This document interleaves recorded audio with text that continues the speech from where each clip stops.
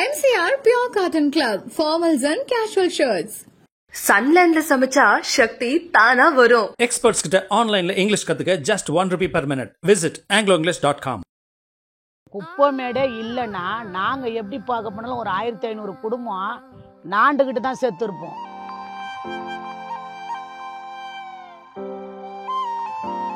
வெளியே இருந்தா சந்தோஷமே இருக்காது. ஏன்னா ரொம்ப கெட்டவங்கலாம் வெளியே இருக்கிறாங்க.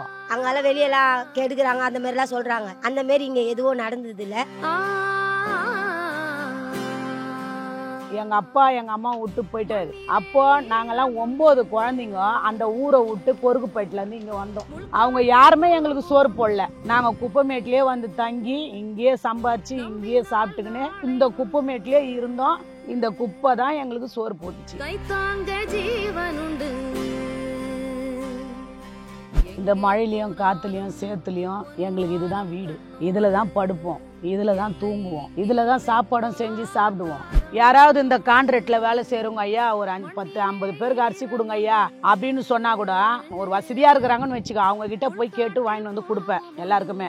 எங்களை மட்டும் இல்ல, இன்னும் அநேக பேர் அவங்க தான் வளர்த்துன்னு இருக்கிறாங்க. இப்ப யாருக்குன்னா சாப்பாடு இல்ல எதுனா இல்லைன்னா கூட ஹெல்ப் பண்ணி போய் பெச்சிட்டு அங்க இங்கன்னு போய் அங்கங்க போய் கேட்பாங்க. பூச்செல்லாம் பட மாட்டாங்க.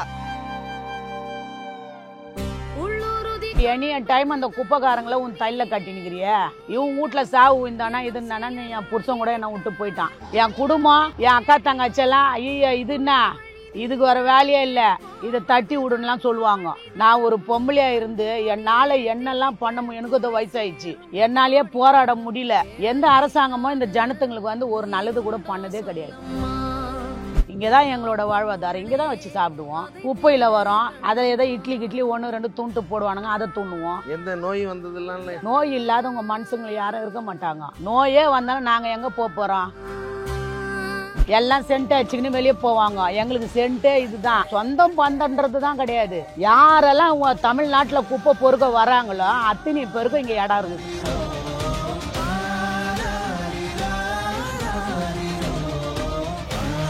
தொட முடியாத அளவுக்கு எல்லாமே எடுப்போம்.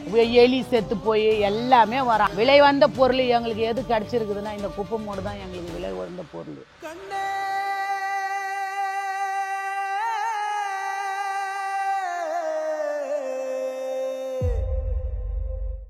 வணக்கம், என் பேரு ராக்கு.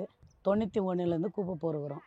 அதாவது ஒரு 30-35 வருஷமா குப்பை பொறுக்கிறோம். எங்கள் ஆயா பொறுக்கி, நாங்கள் பொறுக்கி, எங்கள் அம்மா பொறுக்கி, இது மாதிரி 4 தலைமுறையாக அந்த குப்பை பொறுக்கிறோம். இந்த மழையிலையும் காற்றுலையும் சேத்துலையும் எங்களுக்கு இதுதான் வீடு. இதில் தான் படுப்போம், இதில் தான் தூங்குவோம், இதில் தான் சாப்பாடும் செஞ்சு சாப்பிடுவோம். அங்கேருந்து வாங்கின்னு வந்து இதுலேயே சாப்பிட்டு இந்த பெட்டில் தான் அந்த குப்பையில் படுத்துப்போம். எங்களுக்கு எந்த நோயும் வந்ததில்ல. கொரோனா வந்துச்சுன்னு சொன்னாங்க கொரோனா காலத்தில். அந்த கொரோனா கூட அந்த கொரோனா பெட்டிலே நாங்கள் படுத்துருக்குறோம். அந்த பெட்டை எங்களுக்கு டாட்டா சொல்லிட்டு போயிடுச்சு. நாங்கள் அதில் தான் தூங்குவோம், அதில் தான் படுப்போம். உண்மையாகவே அதில் தான் தூங்குவோம். இப்போ கூட குப்பைமேட்டில் பெட்டு போச்சுன்னா நாங்கள் எடுத்து அதில் தான் போட்டு படுப்போம். நாங்கள் எங்கள் குழந்தைங்களாம் அப்படி தான் வளர்ந்தாங்க. சின்ன சின்ன குழந்தைங்களாம் தூக்கின்னு வந்து இந்த குப்பை மூட்டில் தான் போட்டு அதில் தான் கொஞ்சோண்டு பொறுக்கும். அங்கே போய் குழந்தைங்களுக்கு சாப்பாடு கொடுத்துட்டு திருப்பி வந்து பொறுக்குவோம். திருப்பி கொஞ்சம் பொறுக்கும், சாப்பாடு கொடுத்துட்டு இப்போ பொறுக்குவோம். எங்களோட வாழ்வாதாரமே இந்த குப்பைமேடு தான். எங்களுக்கு அம்மா அப்பா எல்லாமே இந்த குப்பைமேடு தான். ஆனால் குப்பைமேடு இல்லை, எங்களுக்கு சோறு போடுற கடவுள். இந்த குப்பையை யார் ஒன்றா எது ஒன்றா பேசிட்டோம். ஆனால் அந்த குப்பைமேடே இல்லைன்னா மிஞ்சி ஒரு 1000-1500 குடும்பம் நாசனமாக போயிட்டுருப்பாங்க. இந்த குப்பைமேடு இல்லைன்னா அவங்களுக்கெல்லாம் யார் வேலை தருவா? ஒரு கை இல்லாதவங்க, ஒரு கண் இல்லாதவங்க, ஒரு கால் இல்லாதவங்க, என்ன அவங்களுக்கு 1008 பிரச்சனை இருக்கும். அவங்களுக்கெல்லாம் யார் வேலை தருவா? இப்போது என் வயசில் நான் வந்து சின்ன வயசில் வந்தேன். 9 வயசில் இந்த குப்பைமேட்டுக்கு வந்தேன். இங்கே பொறுக்கி தான் எங்கள் பிள்ளைங்களோட வாழ்வாதாரம், எங்கள் பிள்ளைங்கள படிக்க வைக்கிறதுக்கு எல்லாத்துக்குமே இந்த குப்பைமேடு தான் எங்களுக்கு சோறு போச்சு. இந்த குப்பைமேடு தான் எங்களுக்கு தெய்வம். இத்தனை வருடங்கள் இருந்திருக்கீங்கல்ல, ஏதாவது பிரச்சனைகள்லாம் வந்திருக்கா? ஒரு பிரச்சனையும் எங்களுக்கு வந்தது கிடையாது. ஏன்னா என்ன ஒரு இடத்துல கூட்டின்னு போய் கேம்பெல்லாம் போடுவாங்க. குப்பைமேட்டுக்காரங்களுக்கெல்லாம் கேம்ப்பு போடுவாங்க. இப்போ போடும் போது என்ன சாருன்னா, நீங்கள் குப்பை பொறுக்குறீங்க, உங்களுக்கு நோயெல்லாம் வரும் அப்படின்னு சொல்லுவாங்க. இப்போ கேம்பு போடும் போது நாங்கள் சொல்லிட்டு எங்களெல்லாம் இதெல்லாம் டெஸ்ட்டையும் எடுத்து பார்த்துட்டு போவாங்க. மாத்திரை கொடுப்பாங்க. அப்போ நான் சொல்லுவேன், நீங்கள் கொடுக்குற ஒரு மாத்திரையில் 10 வருஷம் அவங்க குப்பை பொறுக்கணும். அவங்களுக்கு எங்களுக்கு குப்பை பொறுக்கிறதுனால கால் வலிக்கும் கை வலிக்கும். ஏன்னா ஓடி ஓடி பொறுக்கிறதுனால இது மட்டும்தான் எங்களுக்கு பிரச்சனை. மற்றபடி எங்களுக்கு எந்த நோயும் வந்ததில்ல. அந்த குப்பிலேயே துண்டுட்டு அந்த குப்பிலேயே தான் நாங்கள் தூங்குவோம். அந்த குப்பியில் தான் எங்களோட வாழ்வாதாரமே. எல்லாம் வந்து கொரோனா வருது அது வருதுன்றாங்க. அந்த கொரோனா டைமில் நாங்கள் செம ஜாலியாக இருப்போம். இங்கே என்ன அவங்களுக்கெல்லாம் வீட்டு உள்ளே இருக்கிறவங்களுக்கே கொரோனா வருது. நாங்கள் குப்பிலே உருண்டு குப்பிலே பிறண்டு அங்கேயே சாப்பிட்டுக்கின்னு அங்கேயே நாங்கள் இருந்துக்கின்னு இருக்கிறோம். எங்களுக்கு எந்த கொரோனாவும் வரல. இந்த 45 வயசில் எங்கள் அப்பா எங்கள் அம்மா விட்டு போயிட்டாரு. அப்போ நாங்கள்லாம் 9 குழந்தைங்க அந்த ஊரை விட்டு கொருக்குப்பேட்டிலேருந்து இங்கே வந்தோம். அவங்க யாருமே எங்களுக்கு சோறு போடல. அந்த நேரத்தில் நாங்கள் குப்பைமேட்லேயே வந்து தங்கி இங்கேயே சம்பாரித்து இங்கேயே சாப்பிட்டுக்கின்னு இந்த குப்பைமேட்லேயே இருந்தோம். இந்த குப்பை தான் எங்களுக்கு சோறு போட்டுச்சு. எங்களை மாதிரி எத்தனை பேர் பாதிக்கப்பட்டாங்க. அவங்க எல்லாம் இந்த குப்பைமேட்டில் தான் வந்து தங்கினாங்க. அப்போ இந்த குப்பைமேட்டில் தங்கும் போது இதெல்லாம் குப்பையே கிடையாது. இதுதான் குப்பைமேடு. இது வந்து இந்த இடத்துல தான் தூங்குவோம், இங்கே தான் இருப்போம். எங்களுக்கு எவ்வளோ பாம்பு இருக்குதோ பல்லி இருக்குதோ அது கூட தெரியாது. எங்கள் மேலே கூட ஏறி போகலாம். அதனால் நாங்கள் குப்பை பொறுக்கிறோன்ட்டு எவ்வளோ சண்டைலாம் வரும். யாராவது ஒருத்தர் இறந்துட்டாங்கன்னா அவங்க சாவை உள்ளேருந்து நாங்கள் இங்கேருந்து தூக்கின்னு போவோம். தூக்கின்னு போய் வெளியே வச்சு போலீஸுக்கு இன்ஃபார்ம் பண்ணி அவங்கக்கிட்ட கையெழுத்து வாங்கி ஸ்டாண்டிலுக்கு எடுத்துன்னு போயிட்டு நைட்டு வரலாம். அன்றைக்கி ஒரு நாள் குப்பை பொறுக்கிறவங்களுக்கு எல்லாருக்கும் லீவு. எங்கள் சாவை நாங்கள் தானே எடுக்கணும். குப்பை பொறுக்கிறோன்னு சொல்கிறதுக்காக ஒரு வீடு போய் வாடகை கேட்டால் அதெல்லாம் இப்போதாம்மா விட்டோம் அப்படின்னு சொல்லிடுவாங்க. அதனால் நாங்கள் வாடகை வீடு கூட எங்களுக்கு கொடுக்குறதுக்கு அந்த அளவுக்கு வசதி இல்லை. இன்னமும் இந்த 45 வயசில் இன்னமும் இந்த குப்பை மூட்டில் தான் இருக்கிறோம். எங்களுக்கு எந்த பிரச்சனையும் வந்ததில்லை. ஆனால் ரவுடிங்க எங்களை வந்து இங்கெல்லாம் படக்கூடாது அங்கெல்லாம் படக்கூடாது சண்டைலாம் நடக்கும். இரும்பு திருட வருவானுங்க, அதுக்கு வருவானுங்க, இதுக்கு வருவானுங்க, சண்டைலாம் நடக்கும். நான் கேட்டேன்னா அந்த பொம்பளை எதனா பண்ணிடணும் அப்படின்லாம் வந்து இது பண்ணுவானுங்க. எங்கள் ஜனத்துக்கு மேலே கையை வச்சுன்னா நீ அவ்வளோதானே நாங்கள் ஸ்டேஷனுக்கு கம்ப்ளைண்ட் கொடுப்போம். போலீஸும் வந்து பயங்கரமாக நடவடிக்கைலாம் எடுப்பாங்க. நீ எப்படா குப்பைக்காரங்கிட்ட போவ அப்படின்னு சொல்லிட்டு நம்ம போலீஸ் ஸ்டேஷனில் வந்து ஃபோன் பண்ணவனே வந்துடுவாங்க. அதிகாரிங்க நடவடிக்கை எடுக்கிறாங்க. இருந்தால் கூட எங்களுக்கு வீடு கிடையாது. இதுதான் வீடு. எங்களுக்கு வீடு கிடையாது, எதுவுமே கிடையாது. எங்களுக்கு வீடும் விட மாட்டாங்க. குப்பை பொறுக்கிறாங்க வீடு கிடையாது அப்படின்னு எங்களை கேவலமாக பேசுவாங்க. அதனால் நாங்கள் இங்கே இருக்கிற சந்தோஷம் எங்களுக்கு எங்கேயுமே கிடையாது. எனக்கு படிப்பறிவெல்லாம் கிடையாது. யாருன்னா வந்து எதுனா சொன்னால் நான் அவங்களே திட்டி அனுப்புவேன். எங்களுக்கு யாருமே எந்த உதவியே செய்யலை. வீட்டாண்ட கூட செய்ய மாட்டாங்க குப்பை பொறுக்குறாங்கன்ட்டு. எதுவுமே எங்களுக்கு கிடைக்காது எந்த இதுவும். ஆனால் இந்த குப்பைமேட்டு உள்ளே வந்தால் எங்களுக்கு சொத்து வந்த மாரி. இது உள்ள தான் எங்கள் சந்தோஷம், எங்கள் துக்கம், எங்கள் கண்ணீர் எல்லாமே எங்களுக்கு இது தான். குப்பை லாரியில் தான் ஏறின்னு போய் இறங்குவோம். யாருன்னா குப்பை லாரியை பார்த்தா வாந்தி எடுப்பாங்க. குப்பை லாரியை பார்த்தா ஐயோ என்ன அப்படின்ட்டு தொழுவில் போவாங்க. இப்போ எங்களையே ரோட்டில் பார்த்தா கூட ஐயோ அவங்க குப்பை பொறுக்குறோங்க அப்படின்னு வாயெல்லாம் முன்னு போவாங்க. நாங்கள் சின்ன வயசில் எங்கள் அப்பா விட்டு போனாங்க. எங்கள் அம்மா ஏற்றுன்னு வந்து இந்த குப்பை மூட்டில் விட்டாங்க. அந்தமாரி ஒரு 10 குடும்பம் இந்த குப்பை மேட்டில் வந்து அவங்களும் அந்த குப்பையை பொறுக்கி அவங்க அதில் சாப்பிட்டு அவங்க பெரிய பசங்களாகி அவங்க இந்த இடத்துலையே மாப்பிள்ளையை சம்பாதிச்சு அவங்க இதுலேயே வந்து இது பண்ணி இப்போ அவங்களும் தான் பொறுக்குறாங்க. தலைமுறையாக இந்த குப்பையை வந்து பொறுக்கினுக்கிறாங்க. என் பேர் மீனா. நானும் இந்த குழந்தைலேருந்து இந்த குப்பை மட்டில் தான் பொறுக்கிறேன். இங்கே 500 குடும்பங்க இருக்காங்க. இந்த 500 குடும்பத்துக்கு ஒரே அம்மா யாருன்னு பார்த்தா எங்கள் ராக்கம்மா தான். ஜெயலலிதா அம்மா தான் இந்த உலகத்துக்கு அம்மானா. எங்கள் குப்பை மூட்டுக்கு எங்கள் ராக்கம்மா தான் அம்மா எங்களுக்கு. என்னெல்லாம் இருக்கும் இந்த குப்பைகளில்? இந்த குப்பையில் வந்து மசாலா, இந்த மாதிரி தகரம், டப்பா, இந்த பிளாஸ்டிக்கு, ஒயிட்டு, அட்டை, பாக்ஸு, செருப்பு, கொட்டாங்காய்ச்சி இதெல்லாம் பொறுக்கும். இப்போ அதாவது வந்து இந்த போல மசாலாவை ரத்து பண்ணிட்டாங்களாம். இப்போ சுத்தம் எங்களுக்கு பொழப்பே கிடையாது. யாராவது இந்த கான்ட்ராக்டில் வேலை செய்கிறவங்க ஐயா ஒரு 10-50 பேருக்கு அரிசி கொடுங்க ஐயா அப்படின்னு சொன்னால் கூட அவங்க என்னத்துக்குமா நாங்களாம் அரிசி கொடுக்கணும். ஒரு வசதியாக இருக்கிறாங்கன்னு வச்சுக்கோ, அவங்கக்கிட்ட போய் கேட்டு வாங்கிட்டு வந்து கொடுப்பேன் எல்லாருக்குமே.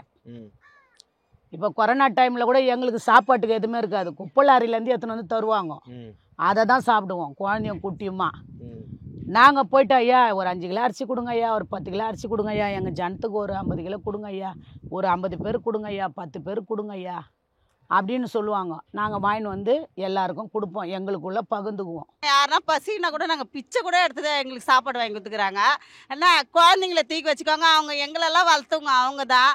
எங்களை மட்டும் இல்லை, இன்னும் அநேக பேர் அவங்க தான் வளர்த்துன்னு இருக்கிறாங்க. இப்போ யாருக்குன்னா சாப்பாடு இல்லை, எதுனா இல்லைன்னா கூட ஹெல்ப் பண்ணி போய் பெச்சிட்டு அங்கே இங்கேன்னு போய் அங்கங்கே போய் கேட்பாங்க, கூச்செல்லாம் பட மாட்டாங்க.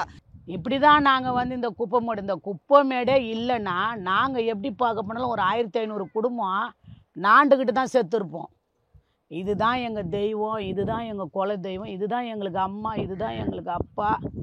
எங்களை நாங்கள் நைட்டும் பகலும் தூங்கும் போது கூட இதில் எவ்வளோ பூச்சி இருக்கும், புழு இருக்கும், எங்களை எதுவுமே அது பண்ணதில்லை.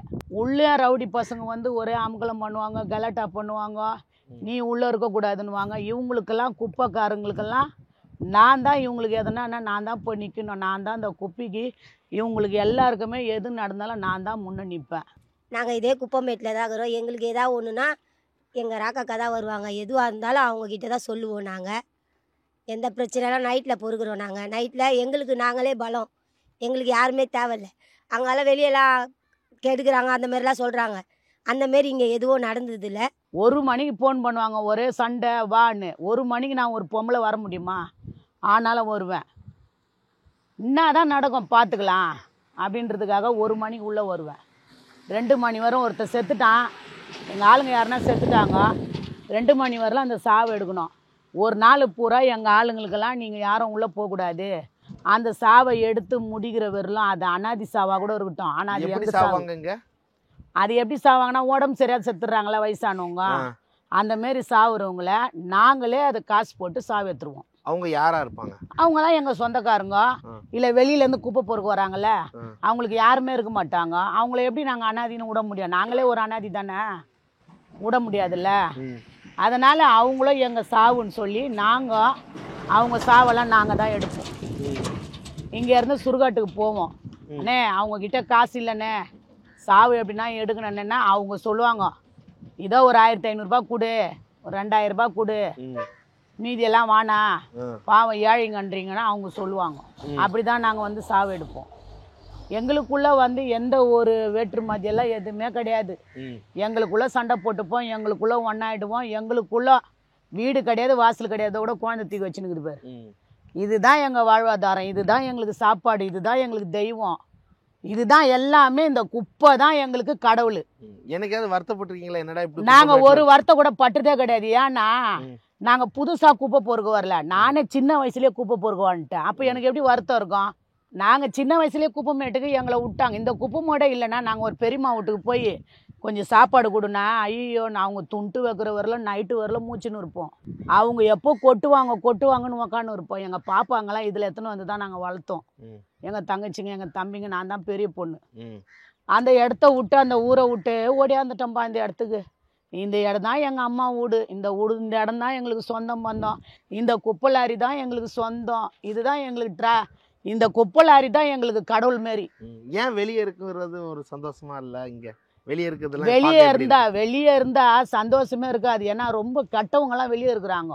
ஆனால் அந்த குப்பையில் பார்த்தா தான் ரொம்ப நல்லவங்கெல்லாம் இருப்பாங்க. அவங்க மனசில் எதுவுமே இருக்காது. நாங்கள்லாம் எங்களுக்குள்ளே அப்படியே பகிர்ந்துக்கின்னு எங்களோட நாங்கள் எங்கள் சொந்தம் பந்தன்றது தான் கிடையாது. யாரெல்லாம் தமிழ்நாட்டில் குப்பை பொறுக்க வராங்களோ அத்தனை பேருக்கும் இங்கே இடம் இருக்குது. இப்போ நிற்கவே முடியலையே, சாப்பிட்றதெல்லாம் எப்படி சாப்பிட்றீங்க? அது நிற்க முடியலன்னா அது உங்களுக்கு. நாங்கள் தான் இங்கேயே வாழ்ந்துட்டோமே, நாங்கள் எப்படி சாப்பிடாம இருப்போம்? இங்கே தான் எங்களோட வாழ்வாதாரம், இங்கே தான் வச்சு சாப்பிடுவோம். குப்பையில் வரோம், அதில் ஏதோ இட்லி 1 2 துண்டு போடுவானுங்க, அதை துண்ணுவோம். அதுவும் துண்ணுவோம். எந்த நோய் வந்தது? எந்த நோய்? எனக்கு என்ன நோய்க்குதுன்னு நீ நினைக்கிற? அதையாவது சொல்லு. ஒரு நோயும் கிடையாது. அதாவது நோய் இல்லாதவங்க மனுஷங்களை யாரும் இருக்க மாட்டாங்க. நோயே வந்தாலும் நாங்கள் எங்கே போக போகிறோம்? நாங்கன்னா சினிமாவுக்கு போக போகிறோமா, இல்லை இந்த ஊரை சுற்றி பார்க்க போக போகிறோமா, இல்லை ஊட்டிக்கு போக போகிறோமா? அந்த தகுதியெல்லாம் எங்களுக்கு இருக்குதா? குப்பைமேடு இதில் தான் நாங்கள் இருக்கிறோம். இதுதான் எங்கள் வாழ்வாதாரம். எங்களுக்கு வேலை இல்லை, வயசு பசங்க, அவங்களுக்கு ஏதாவது வேலை கொடுத்தா பரவாயில்ல. இந்த குப்பை மூட்டில் எங்களை யாருமே மதிக்கிறதில்ல. எங்களுக்குன்னு எந்த ஒரு நல்லதும் எந்த அரசியல்வாதியும் யாரும் வந்து எங்களுக்கு செஞ்சது கிடையாது. ஒரு மழை டைமில் அந்த ஊர் உள்ளவங்க சாப்பாடு அந்த ஸ்கூலில் போடுவாங்க, அந்த ஊர் உள்ளவங்களுக்கு. ஆனால் எங்களுக்குன்னு யாரும் சாப்பாடு எடுத்துன்னு வந்து குண்டாண்டில் போட்டதே கிடையாது. நாங்கள் வெளியே போய் அவங்கக்கிட்ட அரிசி எண்ணெய் கிண்ணெல்லாம் வாங்கிட்டு வந்து இங்கே தான் சோறாக்கி இங்கே தான் சாப்பிடுவோம். இதனால பல பிரச்சனைகள் ஏதாவது நடந்திருக்கா வீட்டில்? உங்கள் பர்சனலில் உங்கள் ஹஸ்பண்டாக இருக்கலாம். ஆமாம், எப்படி பிரச்சனை நடக்கும்னா எனி டைம் அந்த குப்பைக்காரங்களை உன் தையில் கட்டினுக்கிறிய, இவன் வீட்டில் சாவு இருந்தானா இதுனானா நீ என் புருஷன் கூட என்னை விட்டு போயிட்டான். ஏன் பிள்ளைங்க இன்னத்துக்கு இந்த குப்பைக்காரங்களை உன் தையில் கட்டினுக்கிற, இவங்களுக்கெல்லாம் நீ எதுக்கு போகிற? ஏகப்பட்ட பிரச்சனை வருது. ஒரு நல்லது செஞ்சால் ஒருத்தன் வெட்டுறதுக்கு வரான். இப்போ 500 பேருக்கு அரிசி, இப்போ 500 பேர் இருக்கிறவங்க உள்ள 50 பேருக்கு அரிசி தருவாங்க. அப்போ மீதி 450 பேர் என்ன பேசிட்டு போவாங்க நம்மள? அப்போ அவங்க இப்படி பேசுகிறாங்களே, அவங்களுக்கு ஏன் நீ நல்லது செய்கிற? நீ என் புள்ள கூட என்னை வந்து வெறுக்கிறாங்க. என் குடும்பம், என் அக்கா தங்கச்செல்லாம் ஐயா இது என்ன, இதுக்கு வர வேலையே இல்லை, இதை தட்டி விடுன்னுலாம் சொல்லுவாங்க. என்ன இவ்வளோ காவு கொடுக்க போகிறாங்க, இவ்வளோ என்ன பண்ண போகிறாங்க, இவ சப்போர்ட் பண்ணிக்கிறா குப்பமோடு ஜனத்துக்கு அப்படின்லாம் இப்படி சொல்கிறாங்க. யாருனாட்ட இப்போ நம்மளே போய் கேட்டால் கூட யாருன்னா அடிச்சிட்டாங்க கொண்டாங்க, நம்ம போய் கேட்டால் இவளுக்கு தான் இருக்குது, இவ தான் எல்லாத்துக்கும் சப்போர்ட்டுக்கு வரா அப்படின்னு சொல்கிறாங்க. நான் ஒரு பொம்பளையாக இருந்து என்னால் என்னெல்லாம் பண்ண எனக்கு அது வயசாயிடுச்சு, என்னாலேயே போராட முடியல. எந்த அரசாங்கமோ இந்த ஜனத்துங்களுக்கு வந்து ஒரு நல்லது கூட பண்ணதே கிடையாது. யாருக்கோ வேலை கொடுக்க போகிறீங்க, எந்த ஊர்லேருந்தோ ஒருத்தனை எத்தனை வரீங்க வேலை கொடுக்குறீங்க. ஏன் இந்த ஊரில் இருக்கிறவங்களுக்கு, இதே இடத்துல படுத்தவங்களுக்கு, இதே இடத்துல இருக்கிறவங்களுக்கு, இதே இடத்துல குப்பை பொறுக்கிறவங்களுக்கு ஏன் வேலை கொடுக்கல? ஒரு குப்பை பொறுக்கிறவங்கன்னா குப்பை பொறுக்கிறவங்களுக்கு தான் தெரியும் குப்பை வேற கொடுக்குறீங்க, வேலை கொடுக்குறீங்க. அந்த குப்பை வேலையை ஏன் குப்பை பொறுக்கிறவங்களுக்கு கொடுக்க மாட்டீங்க? ஏன் கொடுக்க மாட்டீங்க? ஏன் அவங்க அந்த குப்பை வேலை செய்ய மாட்டாங்களா? படிச்சா இருக்கிறாங்க. ஏன் நீங்கள் வந்து இப்போ நீங்களே அதை வந்து காசு வாங்கி நீங்கள் அந்த குப்பை வேலைக்கு வைப்பீங்க. எங்களெல்லாம் அந்த தகுதி எங்களுக்கு கிடையாது. இப்போ வீட்டு வாடகை இதெல்லாம் கொடுக்கணும். அதுவும் வீடுனா எல்லாருக்கும் வீடு கிடையாது, யாராவது ஒருத்தர் தான் வீடு இருப்பாங்க. இப்போ மழை பெஞ்சிச்சா அவங்க போய் ரோட்டில் எங்கன்னா கம்பெனியில் எங்கன்னா போய் பத்துப்பாங்க, ரோட்டில் பத்துப்பாங்க. வயசு பொண்ணுங்க அவங்கவுங்க வீட்டுக்காரு ஹஸ்பண்ட் இருந்தால் அவங்க போய் ரோட்டில் இந்தமாரி மழை பெய்யலையா அப்போ உள்ளே வருவாங்க, சருகு கிருக்கு ஆஞ்சி போட்டு அதுக்கப்புறம் வெளியே போவாங்க. இதேமாதிரி மழை தொடர்ந்து பெஞ்சிக்கினே இருந்தால் யாருன்னா ஒரு 10 பேரில் ஒரு 5 பேர் வீடுக்குறாங்க, அந்த வீட்டில் போய் 10 பேர் பத்துப்பாங்க. இன்னொரு வீட்டில் ஒரு 10 பேர் பத்துப்பாங்க எங்கள் ஆளுங்க. இப்போ நானே ஒரு வீட்டில் இருக்கிறேன்னா என் கூட ஒரு 10 பேர் இருப்பாங்க. இப்படி தான் எங்களுக்குள்ள நாங்கள் வந்து பண்ணினுக்கிறோம். எங்களுக்கு சாவுக்கோ இல்லை எங்களுக்கு ஒரு நல்லதுக்கோ எங்களுக்கு ஒரு கெட்டதுக்கோ எதுவுமே யாரும் வந்து எங்களுக்கு உதவி செஞ்சது கிடையாது. இப்போ ஸ்கூலுன்னா ஒரு ஊர் உள்ளக்குது, அந்த ஊர் உள்ளவங்களுக்கு தான் சாப்பாடு போடுவாங்க. எங்களுக்குன்னு குப்பமோட்டில் இவ்வளோ ஜனங்கிறமே, இத்தனை ஜனங்க இருக்குது, இவங்களுக்கு அந்த சாப்பாடு போடணுன்னு தனியான்னா எங்களுக்கு குண்டால எத்தனை வந்து சாப்பாடா போடுறாங்க இல்லை. அதனால அவங்கவுங்க இடத்துல அவங்கவுங்க வந்து இது பண்ணுறாங்க. எங்களுக்கே குப்பமோடு தான் தெய்வம், எங்களுக்கு குப்பமேடு தான் எல்லாமே. எல்லாம் சென்ட்டு வச்சுக்கின்னு வெளியே போவாங்க, எங்களுக்கு சென்ட்டே இது தான். குப்பமேட்டில் எல்லாம் வந்து காரில் ஏறின்னு போவாங்கல்ல, பைக்கில் போவாங்க. நாங்களாம் கார்லலாம் போக மாட்டோம், குப்பை வண்டியிலே போவோம், குப்பை வண்டியிலே வருவோம். எங்கள் குழந்தைங்களாம் குப்பை வண்டியில் தான் போவோம், எங்கள் பேர பிள்ளைங்களும் குப்பை வண்டியில் தான் போவோம். இது வரைக்கும் இந்த குப்பைகள்லேருந்து நீங்கள் ஏதாவது சம்பாதிச்சிருக்கீங்களா? சம்பாதிப்போம், ஒரு 500 ரூபாய் 600 ரூபாய் சம்பாதிப்போம். நாங்கள் என்ன சாப்பிட முடியும்? ஒரு சாப்பாடே 50 ரூபாய். அப்போ என் கூட 10 பேர் இருப்பாங்க, ஒரு 500 ரூபாய் 600 ரூபாய் வச்சு நாங்கள் என்ன வாடகை கொடுக்க முடியும்? நாங்கள் எப்படி சாப்பிட முடியும்? இப்போ இந்த மழை பெஞ்சிக்கினே இருக்குது, எங்களுக்கு எந்த ஒரு குழப்பமும் கிடையாது. சருக்கும் வாங்கலை, கேனு வாங்கலை, மசாலா வாங்கலை, அட்டை வாங்கலை, ஒயிட்டு வாங்கலை, எதுவுமே வாங்கலை. இந்தமாரி எங்களுக்கு வாழ்வாதாரம் இவ்வளோ தொழுகு இருக்குது. யார் வந்து எங்களை பார்க்குறா, யார் எங்களுக்கு வந்து செய்கிறா? யாருமே வரமாட்டுறாங்க.